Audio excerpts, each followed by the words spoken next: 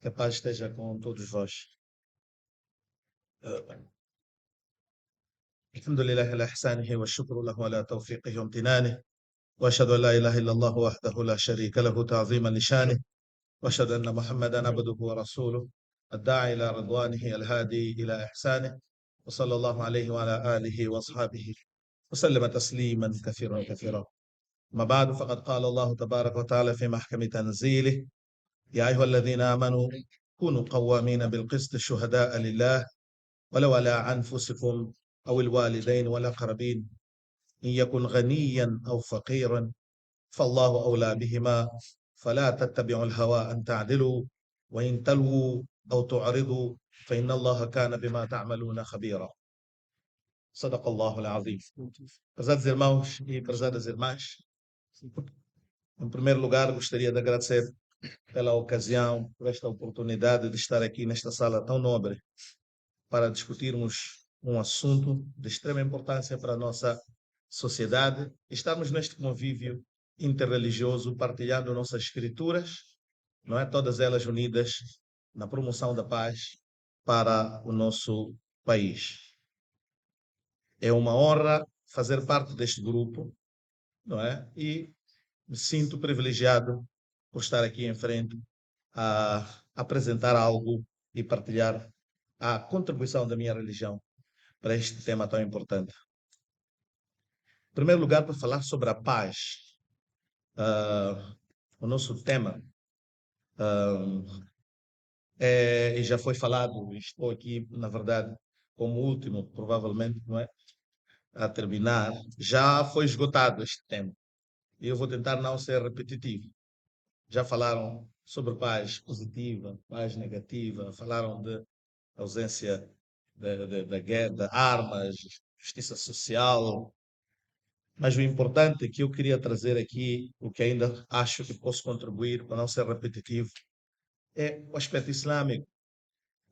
Primeiro é que existe um grande ensinamento do profeta Muhammad sallallahu alaihi wasallam que nos ensina sobre a boa fé. Então, nós estamos a falar de paz, atores, não é? Os atores na promoção da paz, não é? Eles devem agir, não é? Em prol da paz, defender a paz, promover a paz, mas fazendo isso à luz da lei, da legalidade e, acima de tudo, de boa fé. Acima de tudo, de boa fé. Quando falamos de boa fé, na verdade, quando estudava direito e vi este conceito de boa fé, fiquei um pouco atento, porque eu disse, mas como é que o direito vai lidar com esta matéria? Isto aqui parece ser mesmo religioso, não é? A boa fé é um conceito religioso na sua natureza. Então, no direito, não é? E principalmente quando nós vínhamos falando, estudando na história do direito, conhecendo a origem do direito, e quando falamos da Revolução Francesa, que consistiu, na verdade, no afastamento da religião, não é? Afastamento da religião e sobrepor a laicidade, não é? Havia esta... Mas há um conceito que sobreviveu, que é a boa-fé. A boa-fé continuou mesmo junto daqueles que fizeram a revolução para expulsar a religião do Estado, não é? Mas não conseguiram afastar o princípio da boa-fé. Tão importante é o princípio da boa-fé que ele é transversal no direito, nosso direito, não é? No sistema romano-germano, dos alemães, não é? Que é o sistema do qual Moçambique seguiu, no sistema dos anglo-saxônicos, dos britânicos, também tem o conceito da boa-fé. Você vai encontrar a boa-fé nos romanos, vai encontrar a boa-fé nos franceses, vai encontrar a boa-fé nos muçulmanos. Então, você vai encontrar a nushu, não é? A nushu. O profeta sallallahu alaihi wasallam disse: "Ad-dinu nasiha".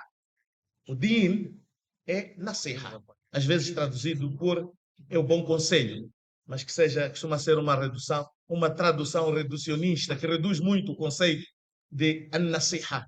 Ad-dinu nasiha. A religião a melhor tradução e que é mais abrangente seria Ad-Din an-Nasiha. A religião é a boa-fé. A religião é a boa-fé. Então alguém perguntou ao profeta, boa-fé com quem, o mensageiro de Allah? Liman ya Rasulallah. Boa-fé com quem? Então o profeta disse, Lillah, para com Allah. Boa-fé para com Deus. Wali Rasul. Boa-fé com seu mensageiro. Wali Kitab. Boa-fé com seu livro divino. Tem que ter boa-fé. Não é? E depois boa-fé com as lideranças. E boa-fé com todos. Então esta foi a resposta do profeta Muhammad, não é? Para a pessoa que perguntou, mas boa fé com quem? Devemos ter boa fé com quem? Então, o que é isso de boa fé?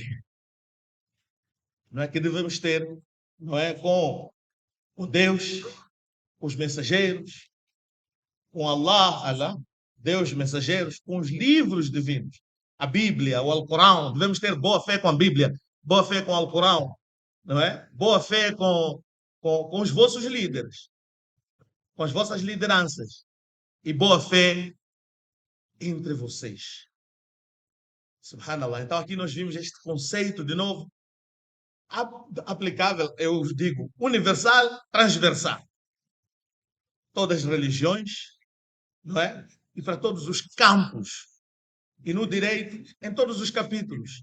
Todos os contratos estão adstritos à boa-fé. Essa é uma regra no direito. Todos os contratos. Presume-se boa-fé. Se eu digo que amanhã eu trago, vou lhe fazer entrega no contrato, vou fazer entrega do bem X, vou deixar este carro na sua porta. Subentende-se de boa fé, não é? Que você vai deixar o carro na minha porta. Mas se não houver um perigo lá na minha porta, se na minha porta estiver a pegar fogo, e isso não está no contrato, e você diz que não, fui orientado para deixar o carro na porta, e estou a cumprir o contrato, enquanto a porta está a pegar fogo, você agiu de má fé. Tá? Ainda que cumpriu o contrato de deixar a viatura na porta. O trabalhador que vai estacionar o carro ali fora, onde você sempre estaciona. Ele leva o carro para aquele lugar e está a chover granizo. E o vidro parte, e o trabalhador para trás disse para deixar aqui. Agiu de má fé. Então, a má fé vai além das cláusulas contratuais, ele está acima disso. Acima até das cláusulas. Subentende-se que todas as cláusulas devem estar regidas pela boa-fé. Então, o que é isso de boa-fé? Há um ator francês que gosto da definição que ele dá de boa-fé, não é? Jean-Paul Sartre, não é? Então, ele diz o quê? A boa-fé, aliás, ele define liberdade e má-fé. Quando ele define liberdade, ele diz liberdade é quando uma pessoa, um homem livre, é aquele que age consoante a sua consciência de forma livre, não é? Sem que seja em engrenagem. Está a ver? Agir em engrenagem. É como as pessoas conduzem carro, aqui todos devem saber conduzir. Às vezes há carros que têm um problema na embreagem. Então o indivíduo mete a quarta, já não sai, engatou. Só está a andar em quartas, já não, só tenta tirar a mudança de embreagem, está com problema, não é? Na embreagem, não está a embrear. Então fica engrenado numa mudança. Então, um indivíduo que está engrenado numa mudança já não respeita, por causa daquele seu carro, não vai respeitar aí para reduzir para 30 km a hora, não consegue, porque ele está engrenado na quinta e já não sai a mudança. Está vendo? Então, um indivíduo que comporta-se desta maneira, que já não consegue perceber as circunstâncias, ele só está a agir da mesma forma, como lhe disseram, para agir sobre a engrenagem, não é? Ele não é um homem livre, diz assim Jean-Paul Sartre. Não é um homem livre. Está a agir sobre um comando. Já não é livre de mudar, que eu tenho que reduzir para a terceira, tenho que mudar para a quarta. Esse indivíduo está preso. Não é livre. Então ele, ao agir, vai agir sempre de má fé. Vou dar outro exemplo. Nas nossas relações ou na situação que nós tivemos, às vezes vemos uma pessoa falar algo que não está a fazer sentido. Vamos lá, por exemplo. A matemática nos ensina. A matemática é chamada como ciência exata. Não é como dizemos, matemática é ciência exata, para os estudantes que estão estudantes jovens, sabem essa distinção. Mas às vezes vemos alguém que alega algo que vai contra a lógica científica, sem nenhum rigor científico, vai contra a matemática, até os números não batem. Mas alguém sai e alega. Ele alega porque quer defender um certo interesse que se vê perdido aqui e ele não consegue se comprometer com a realidade. Então ele prefere agir naquela engrenagem. Então ele decide, vou trabalhar assim mesmo, nessa quarta velocidade, não vou mudar mais, é com essa que eu vou andar, acontece o que acontecer. Está agindo de má fé. Então o indivíduo mente, então Sartre diz que você mente para si mesmo, primeiro, se convence que você está a falar uma verdade, que você sabe que só está a falar porque diante dos fatos você não tem como continuar e você tem que se aceitar a estes factos, mas você não quer ceder aos factos, você age de má fé e começa a empurrar o carro, vai dar, acontece o que acontecer. Então, esta atitude de não querer se comprometer com a verdade, encarar a verdade tal como ela é e decidir daqui para frente eu vou continuar assim mesmo, isso que chamamos de má fé. Então ele diz que esse não é um homem livre. Assim como não é um homem livre aquele indivíduo que vem com uma agenda. Se eu venho com uma agenda que vai contra os meus valores, vai contra os princípios islâmicos, mas eu só tenho que fazer porque me disseram para fazer, estou a agir de má fé, de acordo com Sartre. Então eu estou a agir de má fé. Eu só estou a tentar empurrar naquela engrenagem. Não posso mudar, não posso tirar para a terceira. Só minha embreagem está com problema. Então só vou manter aquela quarta mudança.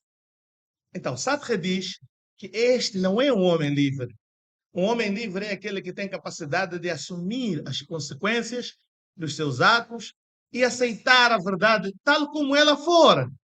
Allah subhanahu wa ta'ala então diz no Coran: يا أيها الذين آمنوا كونوا قوامين بالقسط شهداء لله ولو على أنفسكم. Allah subhanahu wa ta'ala diz: ó vós que credes, sedes testemunhas firmes, não é? Firmes, بالقسط, com a justiça. شهداء لله, como testemunhos de Allah subhanahu wa ta'ala, ولو على أنفسكم, mesmo quando a situação não é favorável para si.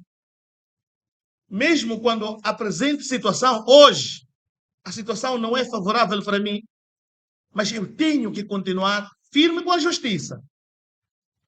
A boa fé exige isso. Justiça.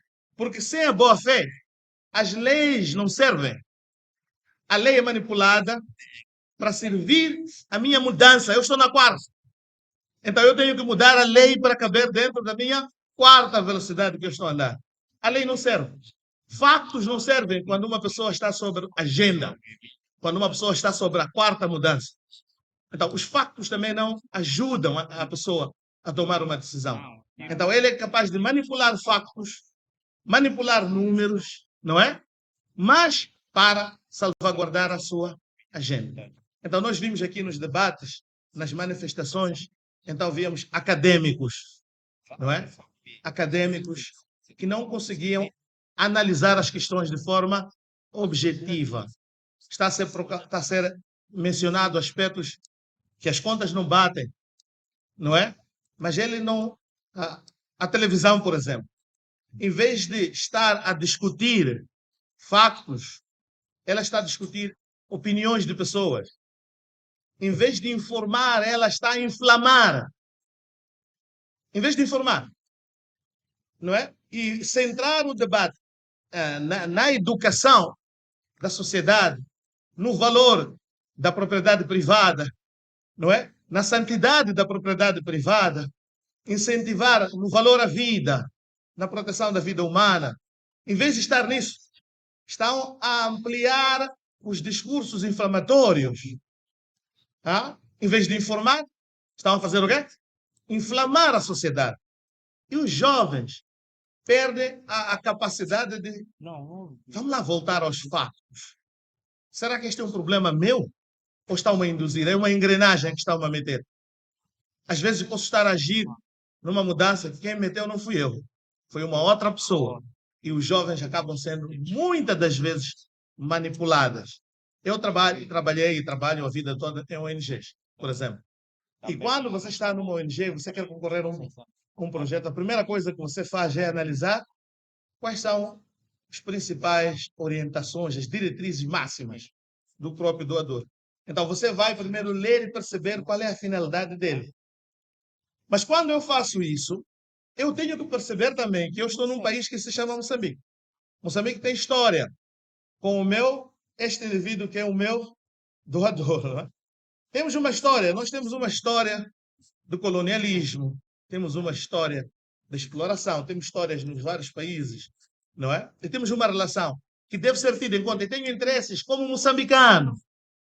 Então, eu não posso apenas, porque eu quero, não é? Aceder àquele fundo, não é? Entrar naquela quarta velocidade e não sair mais dali, não é? Sim. Ainda que isso seja em detrimento de quem?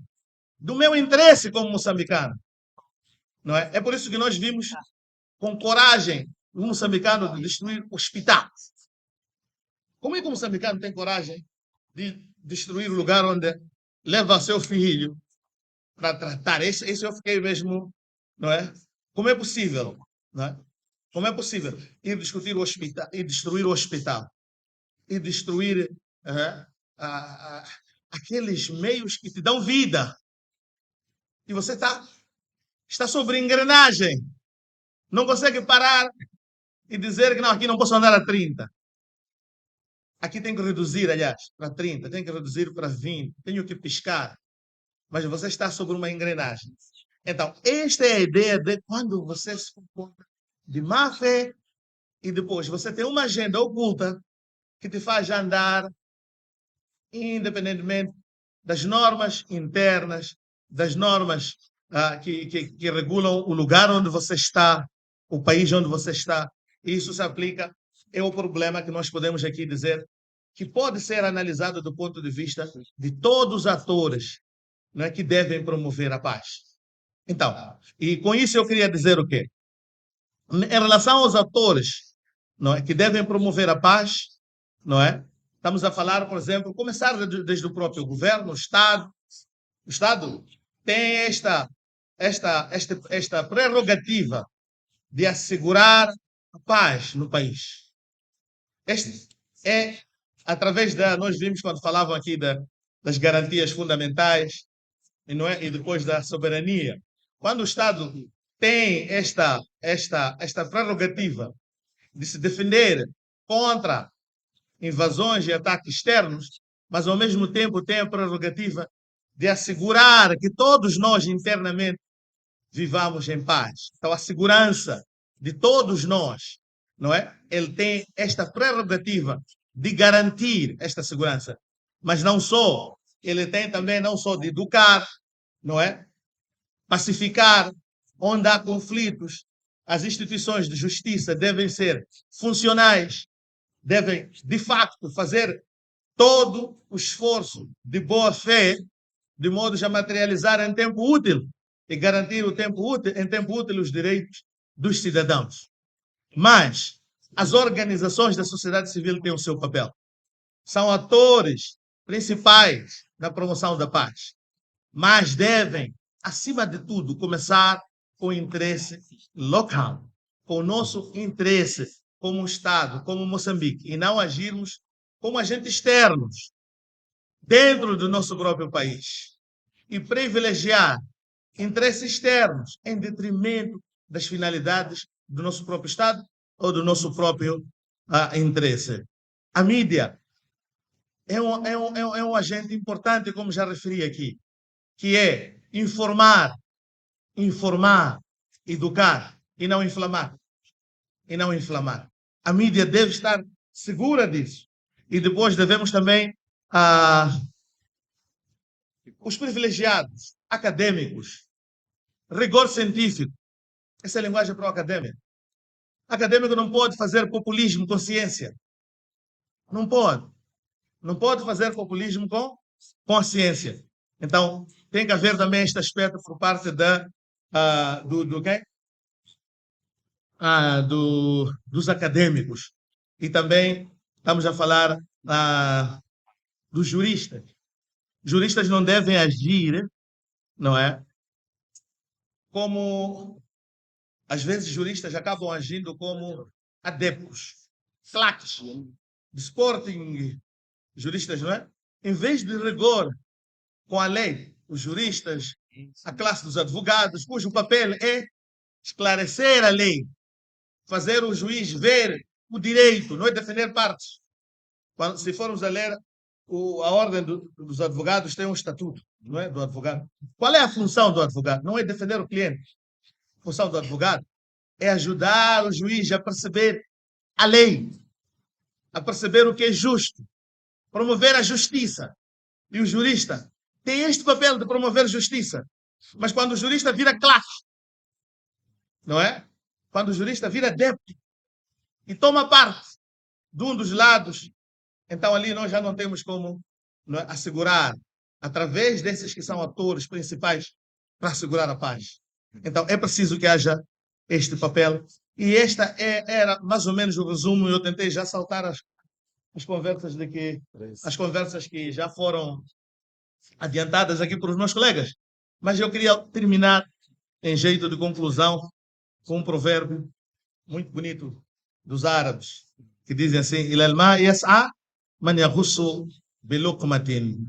Faqul li ila ayna yas'a man yaghussu bima'in."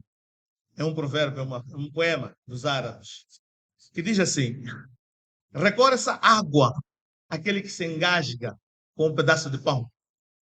Busca água, não é?